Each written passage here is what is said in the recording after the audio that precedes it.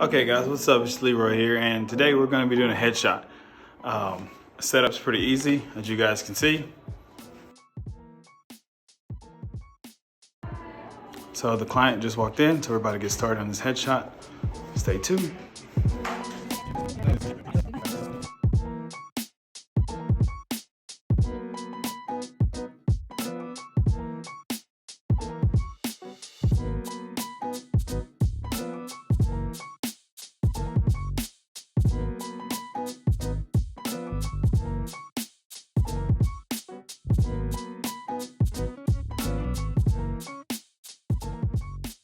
Okay guys, so I just wrapped up that headshot. You can see how easy it was.